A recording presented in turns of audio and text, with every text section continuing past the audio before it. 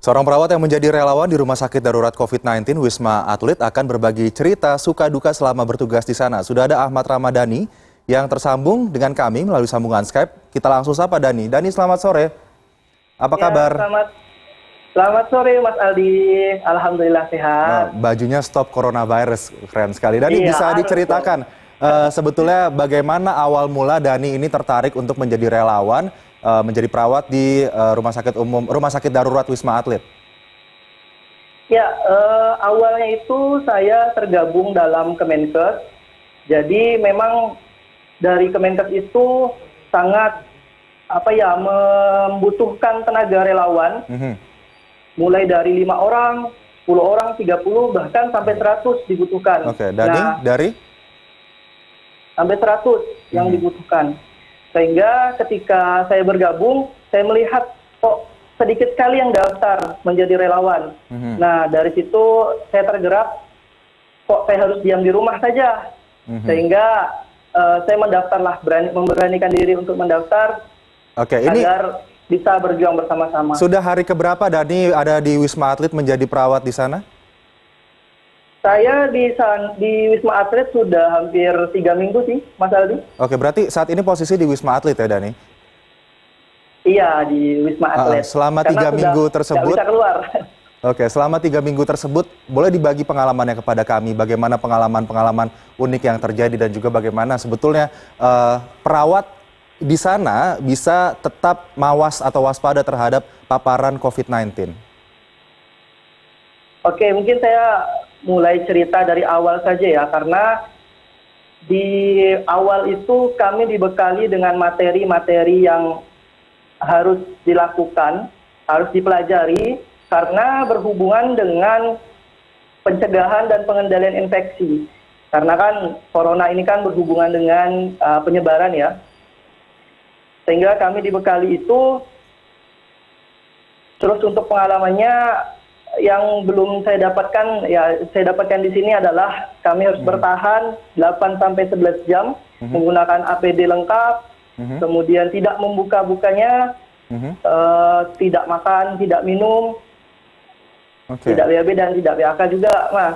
Oke, Dani, beberapa hari ini kita sempat disuguhkan bagaimana para perawat di rumah sakit yang melakukan hal-hal seperti misalnya main TikTok gitu untuk menghilangkan penat. Kalau Dani sendiri dan relawan lainnya di sana untuk menghilangkan penat atau jenuh, untuk mengesampingkan ketegangan karena merawat pasien positif, bagaimana Dani? Oh iya, itu yang di video yang TikTok itu kebetulan juga di bangsal saya.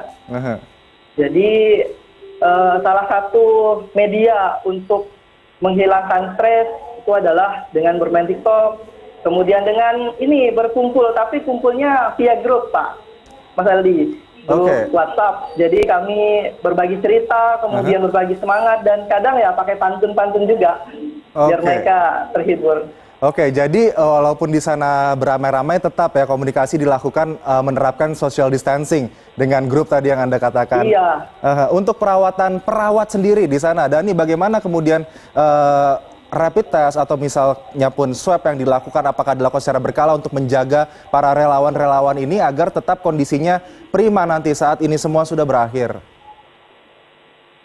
Saat kami masuk ke dalam Rumah Sakit Darurat Wisma Atlet, itu harus dicek terlebih dahulu, general check up, kemudian dilakukan rapid test terlebih dahulu di hari pertama, kalau negatif baru boleh masuk. Nah, untuk selanjutnya dilakukan 7 hari ke depan. Setiap 7 hari dilakukan rapid test untuk melihat apakah teman-teman di sini terpapar atau tidak. Jadi ada rapid test rutin yang dilakukan bagi para perawat. Untuk cerita tentang pasien boleh dibagikan kepada kami dong, Dani, apa saja pengalaman unik selama merawat pasien di sana yang sangat unik mungkin? Ya, yang menurut saya unik karena berhubungan. Awalnya kan saya menganggap ini rumah sakit tidak ada WNA.